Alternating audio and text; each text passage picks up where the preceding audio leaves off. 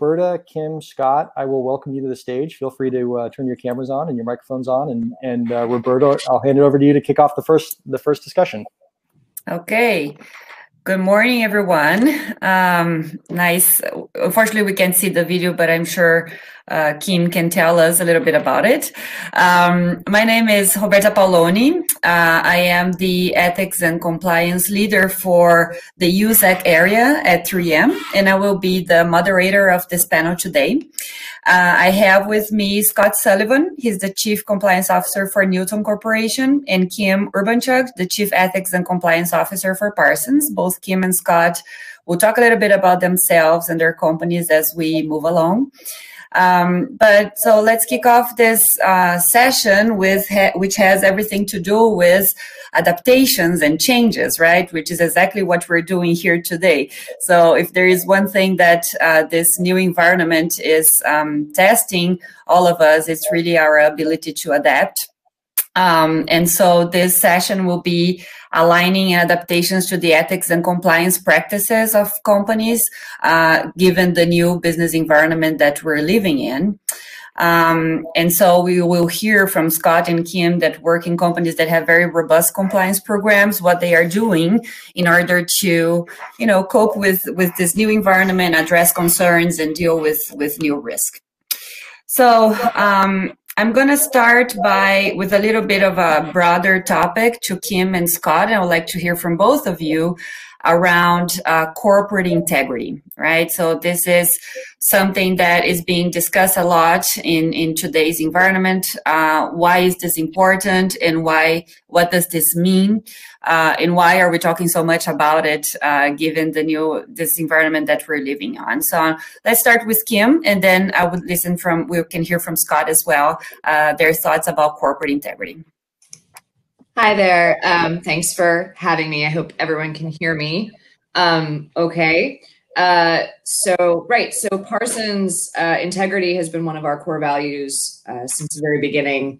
And I think given today's new sort of normal and everything that we're dealing with, what we like to say is our people come first. And so I think you can tell a lot about a company by how they respond and treat their people in a crisis.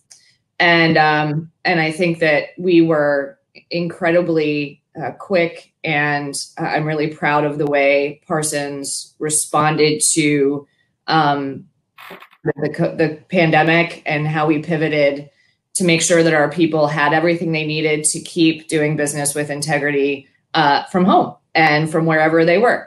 So I think as we move forward with everything kind of going on in the world, we keep reinforcing those values with our employees and really making sure that they're taken care of. So I think integrity for us is baked into everything that we do. Like I said, it's one of our core values, and we are constantly reinforcing those values, even as we move to a work from home, work from anywhere, more remote, more virtual type of way of doing business. Great. Scott, what are your thoughts? I think very, very similar to Kim. So for us, corporate integrity is really living our values, but it's living the values actively. And so it's tone and conduct at the top, in the middle, and throughout all levels of the organization. So the expectations are the same of everybody. There's no special treatment, and it's not being bystanders. So that's what I really mean by active. We're all responsible for the culture of the organization, and it comes down to making the hard choices. So that's one of the things. I've been at the company now for about 10 months, and the primary reason I joined was really the culture of integrity of the organization. When it came to those difficult choices, when you had sort of the star performer or the rainmaker, if they were involved in misconduct, the company didn't hesitate in doing the right thing. So really practicing what you preach and living those values has been fundamental to integrity at Newmont. Okay, yeah, I agree. I think it's a broad concept, and sometimes companies try to put this into buckets. So corporate integrity means we don't pay bribes, but then we don't respect our employees. So is this really corporate integrity, right? So such a hard thing to build and an easy thing to lose in today's world. So very nice to see two companies that take this very seriously. Okay, let's move more to the practical side of the adaptations and changes that your companies and you guys are leading in your organizations throughout this new normal environment. And I want to start by communications and messaging, right? So this new world brings some new and heightened risk. With new risk and elevated levels of risk, we need to talk about it and we need to communicate. But at the same time, we are in a battle of communications because there are so many communications coming out from all the organizations in about different topics. So we need to make sure we're putting the ethics and compliance topic on everyone's mind, but doing it in a way that is effective as well. So I want you guys to talk a little bit about if you are seeing changes in how the messaging is being done or driven in your organization when it comes to ethics and compliance. And if you can provide some practical examples, would be great. Scott, do you want to start this time? Sure, absolutely. So I think at least for me in the beginning, in the first couple months, so in compliance or ethics and integrity took a little bit of a backseat, and not in a negative sense, but safety and health was so paramount. There was so much unknown, which there still is, but it was really, let's not be tone deaf as an organization. So if you're super sick or God forbid you pass away, I mean, integrity really doesn't matter, right? So it's not that binary of a decision, but the focus was really on that immediacy of the safety and health of the global population, the workforce, adjusting to the new reality and those types of things. So what we didn't want to do was be tone deaf and say, oh, you've got to have all these integrity initiatives. Here's 800 different things of training. So what we really wanted to do was piggyback on the backs of other critical communications that were going out from the leadership. So we really picked our battles or picked our spots. We also really focused a lot on friction reduction. So the ability to say, okay, this is an opportunity to look at things anew, and what different areas do we need to focus on? What things may we be able to slack a little bit on or dial back? And the first dedicated communication we did was probably about 3 to 4 weeks in. Otherwise, we had piggybacked on the back of a CEO communication or head of HR. And what we did there was a very empathetic message of saying, look, we recognize these are crazy times. And then we provided 5 or 6 key areas where people would see heightened risk. So for example, for us, engagement with government officials is a big risk. But what we were seeing was unusual engagements with government officials. So you might be involved with government officials from agency A, B, and C, but all of a sudden D, E, and F were there. So it's a new type of engagement. Or because, again, of the immediacy and the crisis mode that everybody was in, you might have people that historically were not involved with government officials, and all of a sudden they were thrust into an environment where they're dealing with government officials. So we really spent some time within the organization trying to do almost a mini risk assessment and then communicating that information out to the workforce quickly to make them aware of the most prominent risks that they may be facing or seeing. Okay. Kim, what about you? Did you guys focus more on the basics of integrity and core values of the company, or did you go more into the details of the risks and kind of sort of like a communication/training type of communication? How did it work for you? So we did a few things. At first, I think Parsons did a really good job of sort of anticipating. We were tracking the sort of outbreak and things as early as January. There was a working group of senior executives that sort of holistically anticipated some of the needs and challenges and worked very hard to get out, as Scott was saying, communications about safety, health, and those types of issues, employee benefits, options, and flexibility. Baked into that, we did communications around things like secure information handling, and we put out a communication ethics and compliance team about the availability of our resources to make sure people knew that we were still here, we were still working, the hotline was still open, your ethics officers were still working, all of that was still running as normal as can be. And then after the initial sort of hump of getting everyone settled and sort of working in this new fashion, what our CEO did, which I thought was brilliant, was he did a series of video messages to the employee base on each core value and how important those core values are to us as a company now and always, but especially as we move forward. So he addressed integrity and our other core values in individual segments. He also then did a series of leadership videos, sort of like what you'll see with Chuck and Mike, our general counsel, my boss, on the video that we'll see here. He did a conversation with those folks for the employee base on our intranet that sort of talked through each function and how we're functioning in this new normal and what the strategy is going forward and what resources are available to folks going forward. And I thought those were particularly effective. People really, really enjoyed them. From my team's side and sort of the tone from the top and middle, we've just been putting out, I would say, more regular communications. We have a communications plan. We've sort of amped that up a little bit.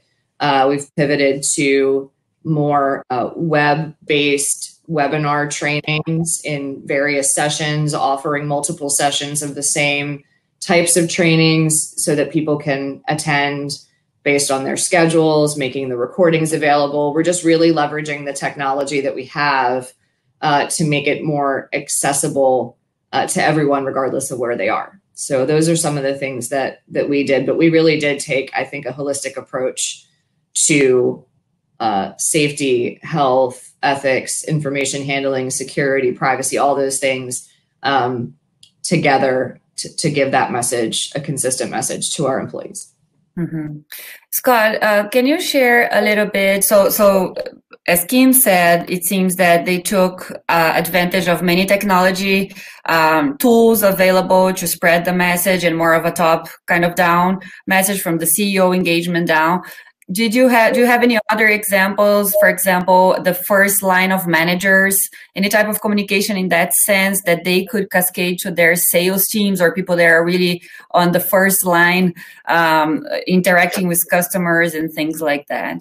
Yeah, so we engaged the leadership team, the functional heads directly, and we developed sort of this mini risk assessment to evaluate some of the risks that they were facing, and then we coordinated with them to do targeted web-based interactive Q&A sessions with the higher risk groups that were facing challenges. So, for example, for us, a big issue is donations from our COVID fund, and make sure that donations are going to the people or the parties they're supposed to go to, they're not being diverted, all these types of different things. So we spent a lot of time doing that.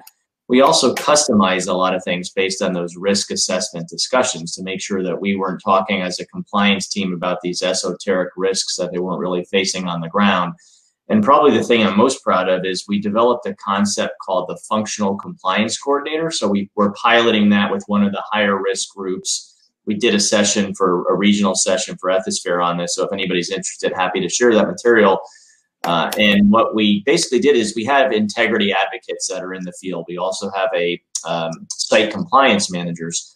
But what we recognized was there wasn't anything horizontal. So if you think of that group as vertical, you didn't have any horizontal folks. So in exploration, we now have a person that's designated as the functional compliance coordinator.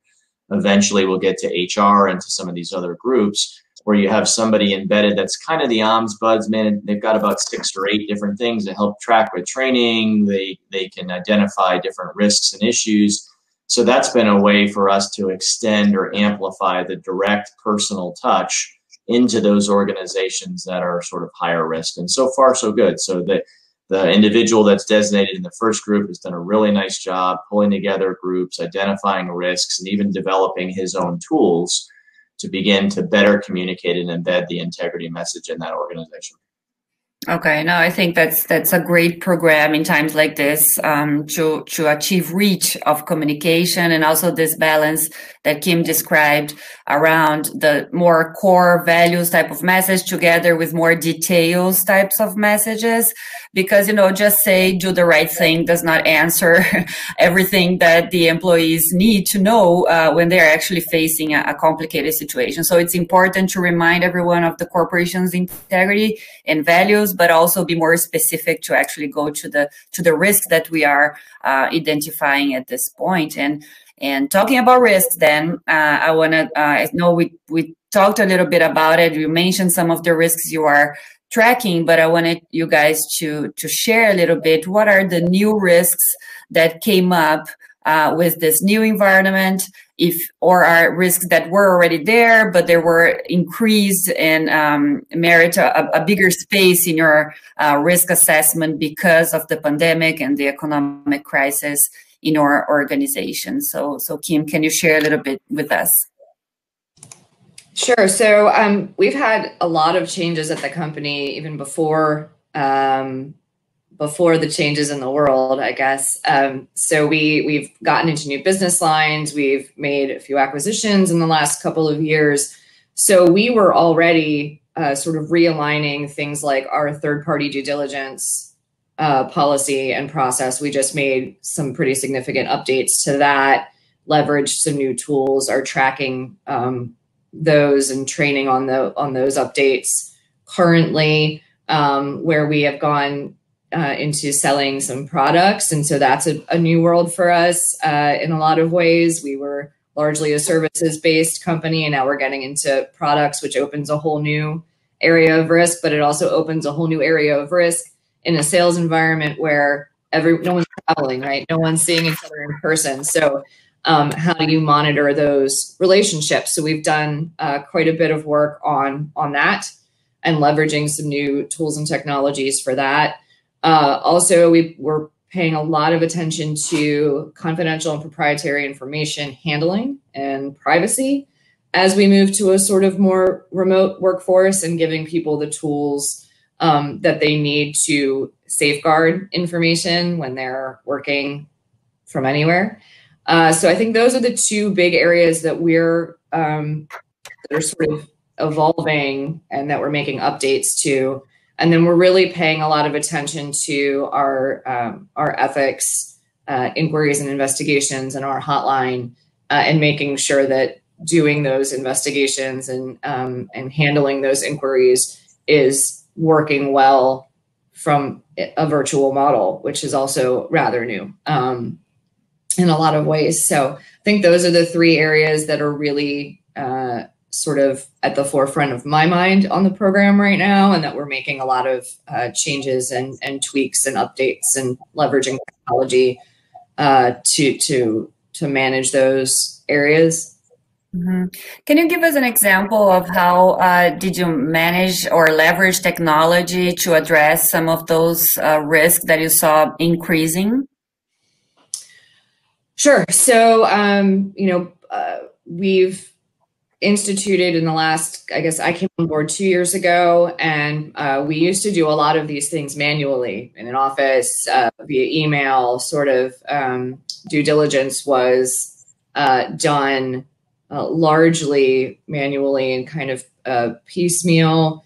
So we've invested in some due diligence tools since I've been here. We've also, we have a great in-house sort of IT department and security department that has built us workflows to automate processes that were largely, in our email boxes before, and just really sort of gotten the administrative pieces lightened on the team so that they can focus on the substantive work, and they're not, going through their inbox and, sort of a time suck that way. So we're very lucky to have those resources in-house that can help us do that. So, those types of investments have really paid off for us.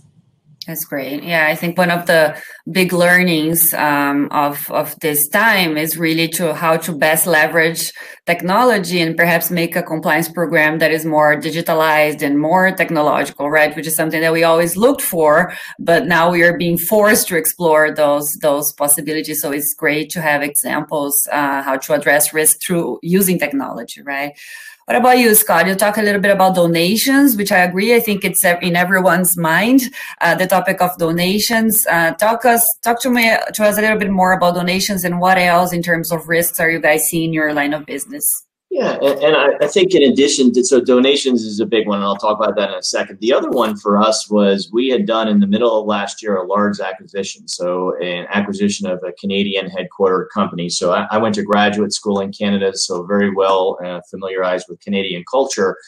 And I think it's pretty easy between the US and Canada or Australia, New Zealand to sort of overlook the subtle differences between the culture. If it was a Canadian acquisition of a Saudi company or vice versa, you sort of expect there's going to be some stark differences. You really got to pay attention and focus on that. So if you think of the US, life, liberty, and pursuit of happiness, and Canada, peace, order, and good government, you can see it playing out with COVID, just the way that the countries have reacted differently. And so it was really important to focus on the cultural dimension of continuing to integrate these companies, especially with the emergence of the pandemic. So how do you do this remotely and those different things? A couple of funny examples I'd give war stories were we had a Latin American country in our operations where we had leadership team go down and they were talking about a particular issue, sort of employee misconduct and behavior related issues, and just thinking about the importance of translation and getting it right. So the words used by the local team, and the Spanish word was molestar and violar.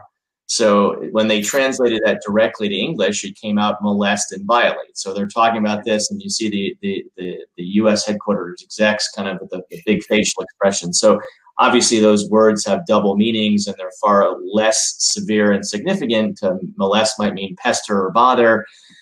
So you really had to make sure you had that cultural dimension of the translation. The other one that I've always really remembered from my prior life was when I was in China. We were doing a training session. We had 3 or 4 native Chinese speakers and about 50 people in the room. And we were asking about issues, and it was basically crickets. And finally, we ended up saying, throw out the entire planning and training session. And what we did is put whiteboards in the corner, and we had them break into groups, and we asked them, what issues could you face as opposed to what issues were you facing? So in cultures where there's a high degree of deference or saving face or the collective approach to things, and it opened up everything. And I asked my colleague who was a native Chinese speaker, and I said, what percentage of these things are currently or actually happening? And she said at a minimum 40 to 60%. So it really, to get those people to speak up and get things out, you really had to sort of shift in your approach to do that. And I think that cultural piece, particularly in an acquisition context or a new business line or new operation, is so important not to overlook, again, even especially when you have two what you would perceive to be similar countries. On the donation side, the balance there is you want to do as much as you can, as quickly as you can to help, but you've got to also remember that the risk of diversion, the risk of corruption is really high. So what we did is we set up a donation steering committee that had particular criteria that were used to evaluate the donations. We meet twice a week by region in the morning and different regions in the evening.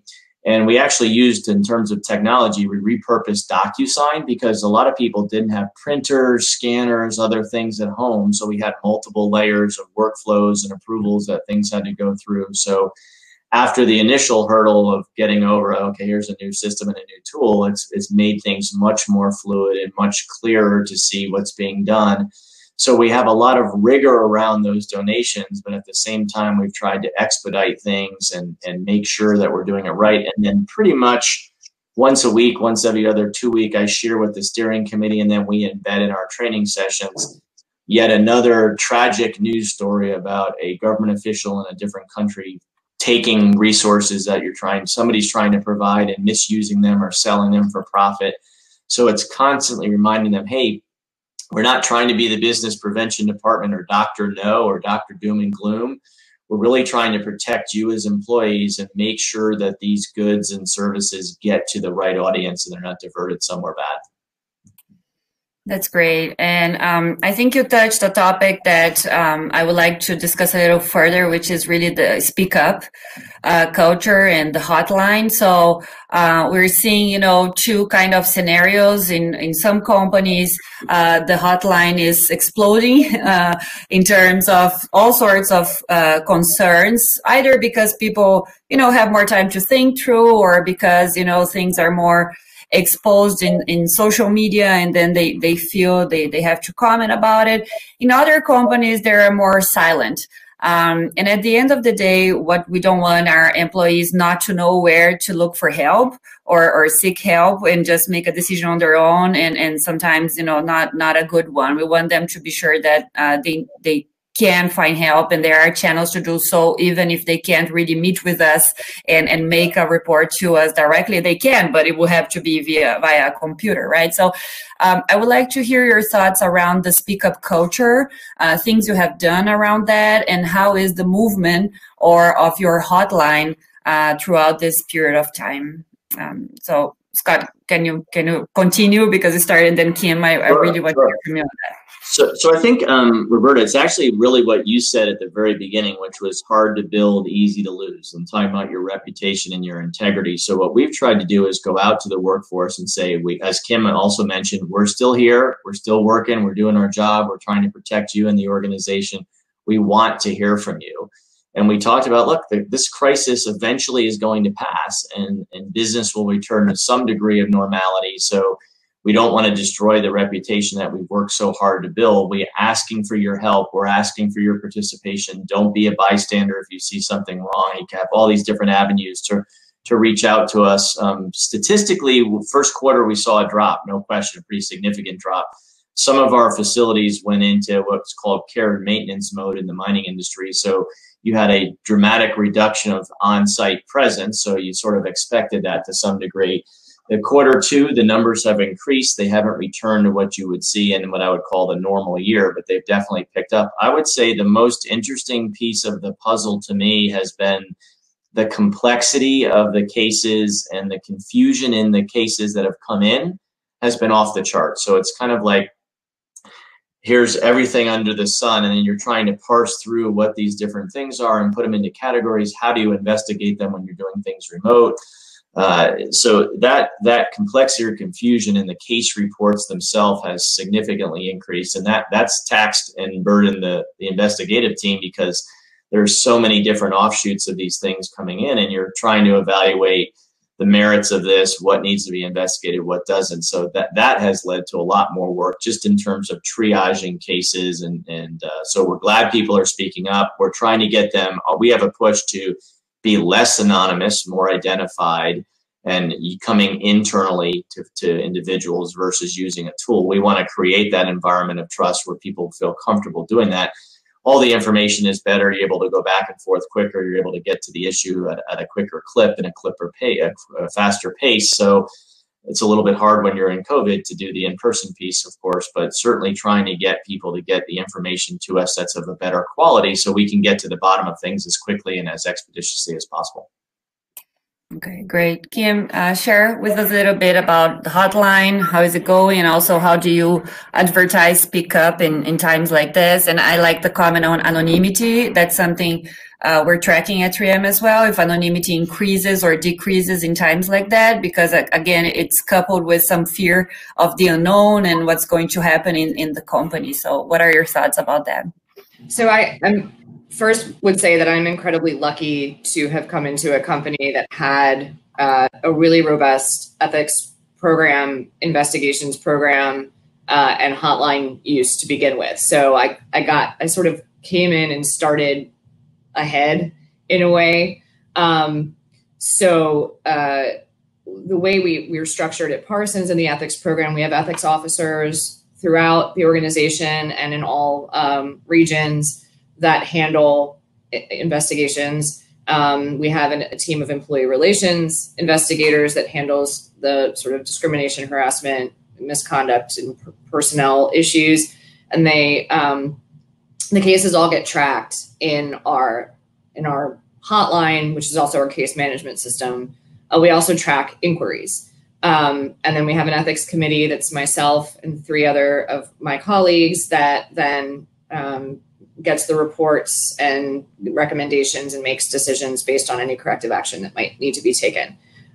We've actually seen, and I'll go back to my communications plan, we communicate on a regular basis, at least once a month, if not more, with the employee base surrounding resources, surrounding Speak Up, surrounding those types of issues. We've seen an increase in activity in the hotline, both through the hotline, but also intake through management, our HR, business partner, talent leaders, through the ethics committee, through ethics officers. We've seen an increase in Q1 and Q2 over last year.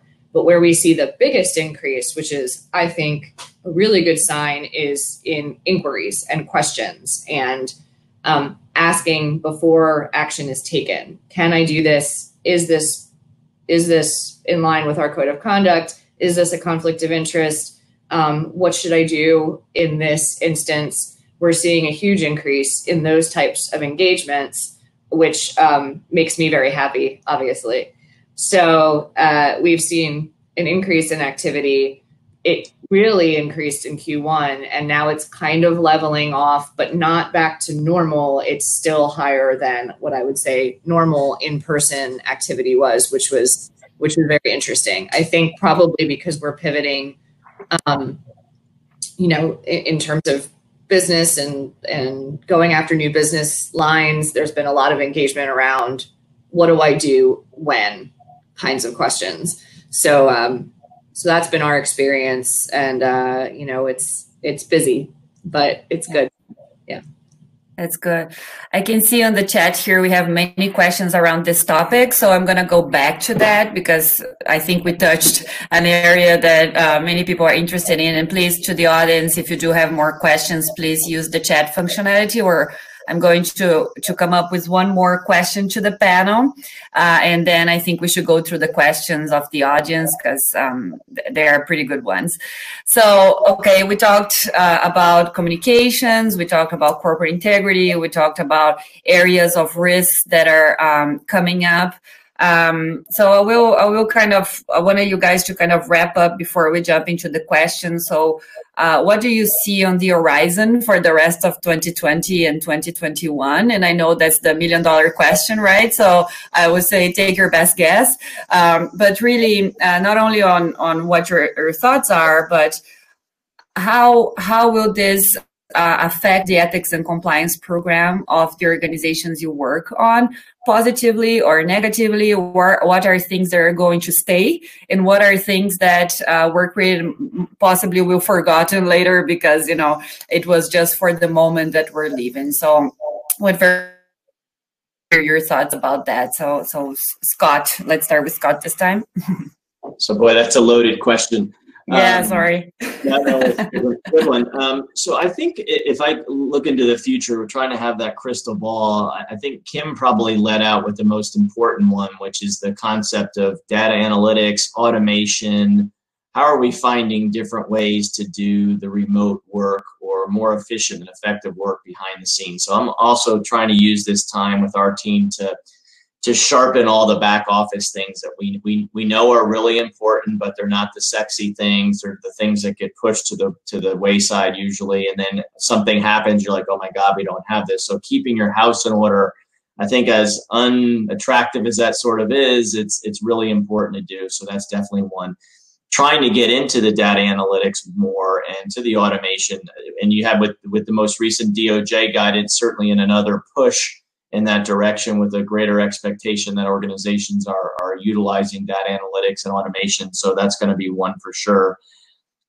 In terms of risks that are emerging, I think it's going to really depend on how long and how solidified the remote nature of work is. So if we truly migrate to that society where you've got far more optionality in terms of working remotely from anywhere. So companies are going to have to rethink their business models and how they do that. So there'll be a series of the risks we're starting to see, whether it's privacy, confidentiality, even employment laws. So if you're extended periods of time, I'm just going to work from California, and there may be issues that you have to think about from a labor and employment perspective. There may be tax concerns and considerations. So the fluidity in which the work environment is playing out is going to be one I think we just really have to monitor closely. And then, of course, just the return to work is from a values perspective. You've heard some people say, some of the West Coast IT firms have said, yeah, you can work from home forever. Now I've started to hear more companies say you can work from home until there's a vaccine. So it's interesting what criteria folks are going to be using, and how does that cross over into the ethics and integrity space about returning people to the workplace. Great. Do you feel that the return to work, sorry, just before we jump to Kim, do you feel that the return to work is creating a new layer of pressure in employees that can lead to more misconduct? So I think it's certainly pressure, because depending on what happens with the school systems and everything else, there's pressure on parents in particular. What am I going to do with my kids? How is this going to be? So I think there's a lot of anxiety. To me, it's probably more not knowing and the uncertainty about what's going to happen. When will this be over, so to speak? So I think there's definitely that. And look, if you're under pressure, you're worried about your job, you can certainly take shortcuts, cut corners, exploit gray areas. So I think it is more beneficial for companies when they can provide that certainty and that sort of launch pad of stability for their workforce. If they can do that, I think you're going to see far less misconduct, because people aren't going to feel pressured to make a bad decision on a difficult day. Yeah, that's great. Kim, what are your thoughts about this year and the near future of 2021? Yeah, so I would second pretty much everything that Scott said, and add to it. I think giving employees what they need to feel safe if they want to go back to the office or need to go back to the office, and also giving them the flexibility if they can't, working around childcare, working around time off, flexible work hours, really things that really make people feel like they can manage this new normal better than sort of mandating you need to come back just because you need to come back, right? So we're moving towards that flexible model.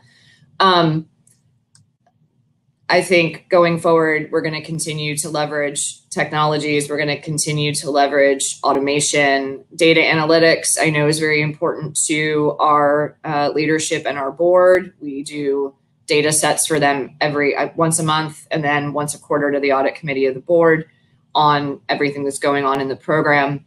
And I think the only additional thing that I would mention that I'm really keeping an eye on, because I have trade under my remit as well, is really keeping an eye on the world writ large and the geopolitical changes. For example, what's going on in Hong Kong right now, very much in tune with everything going on there, and the changes coming out of different governments, and how that affects business. We got to keep our leaders and our business lines apprised of those changes as well. So really looking at both the landscape from an ethics perspective with the employee base and a regulatory landscape changes that are, every day I wake up, there's like new something. So just sort of keeping up with that is the focus, I think, going forward.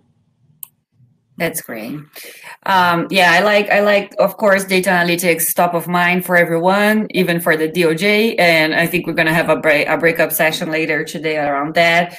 I like the concept of putting the house in order. I think it's, as busy as we are, it's good to take a look at whatever strategic planning you did prior to everything, and say we can still fix this. So when things come back to normal, we will be ready to do that, right?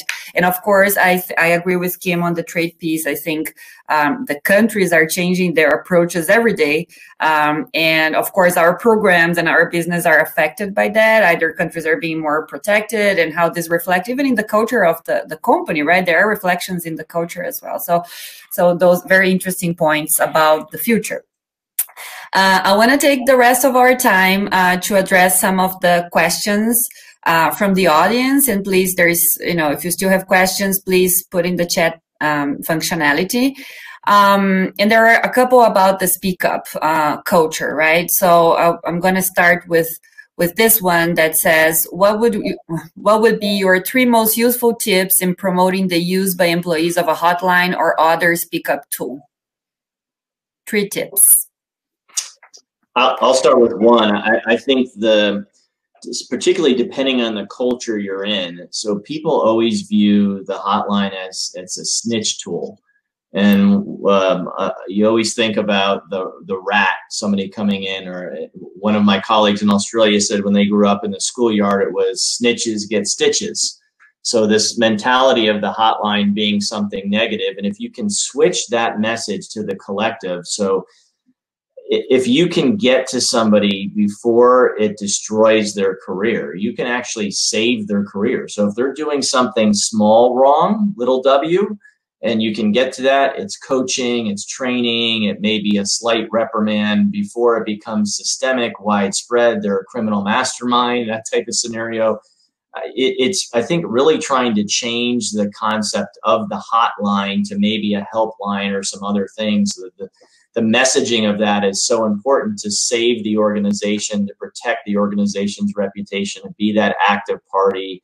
And with so many of the social justice issues going on in the world today, it's a very similar concept. So I think to that workforce, trying to get that message through is probably the most important one. It's not something to snitch on somebody. It's something to protect the organization and its employees. So I always lead with protect you, yourself first, and then the organization.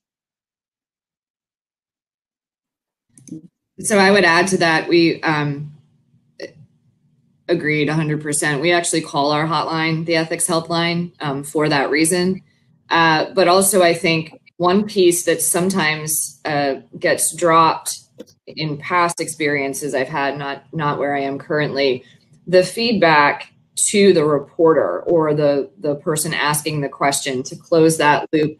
Often you hear, well, I reported it, nothing happened, because there's no closure of that loop.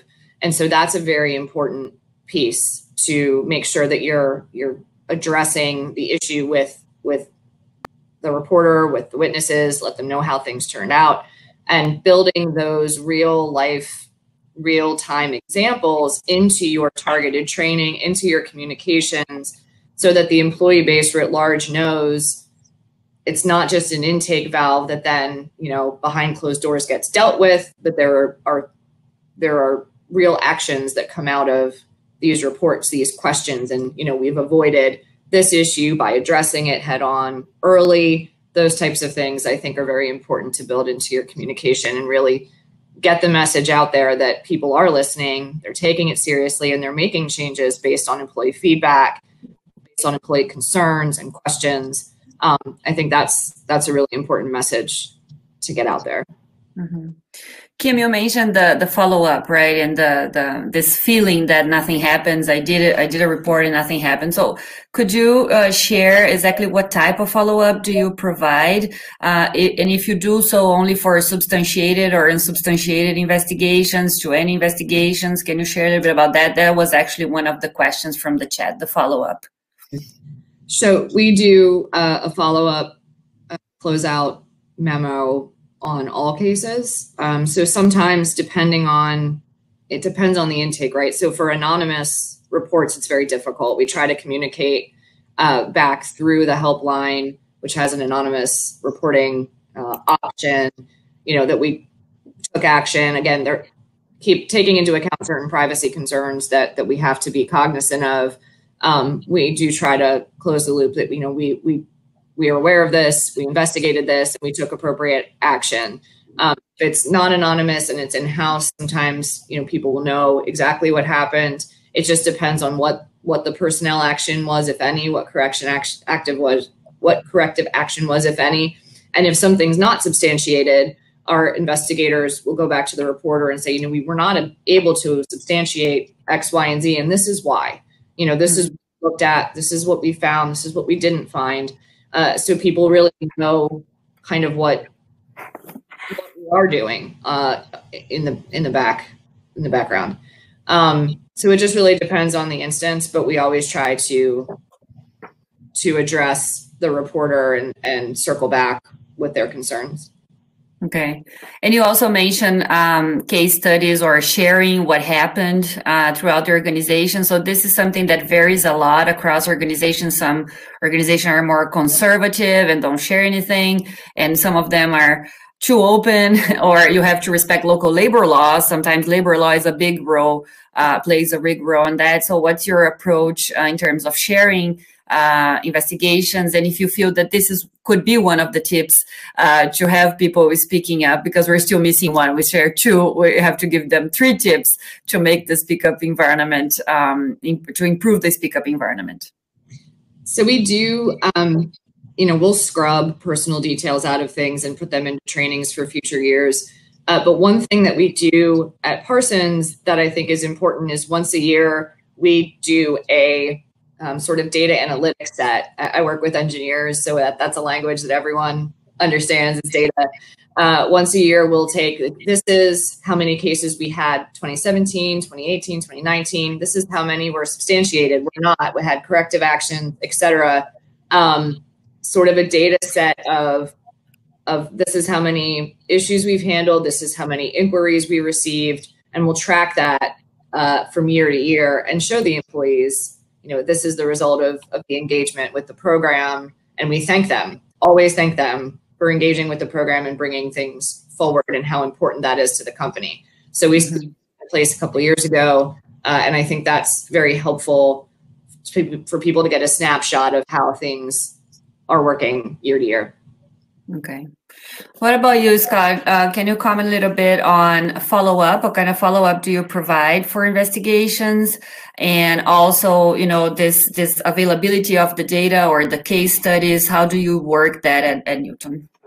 Sure. And again, I know it's US-centric, but the DOJ guidance also is pushing us in direction of lessons learned and sharing information. So that's become a clear expectation for sure going forward, and also changing your trainings and your programs, your policies, your procedures, and what impact does it have on organizational behavior.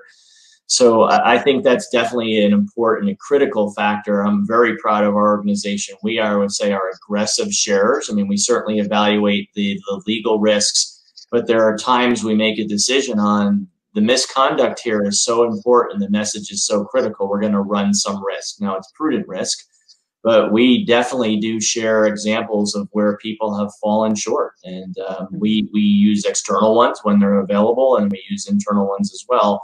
It's kind of like that tailoring of the message. And so I remember years ago in the mid-2000s when some of the first big FCPA cases came out. And after doing the shock and awe training for your folks to say, don't do this, I had an individual come to me and say, well, we don't have $1 billion slush fund at my former company. Okay, so just the relevance to them of that, this is not really likely going to happen. It's where are the things that are unique to you. So bringing that personal touch, this really did happen at this organization, believe it or not. I think that's such a critical component. So we are trying to improve the way that we communicate back to just the regular reporter after there's a case, and we've started to decide, what do we communicate to witnesses, if anything? How broadly do we communicate? And because that's a big factor. All the studies and surveys have shown that the more feedback you provide, the more it provides towards organizational justice, acceptance of the program, but that is a lot of work, and we're trying to figure out how do you skin that cat in a few different ways to make an impact for the organization as a whole. Okay, that's great. So I'm getting messages here that we're out of time. So I think we're right on time, actually. So I want to thank Scott and Kim very much for your participation. I think we have now a more clear vision of things that we need to consider when adapting our ethics and compliance program. And thanks for the audience to submitting the questions. I think we addressed almost all of them, and I wish everyone a great day. Thank you. Thank you.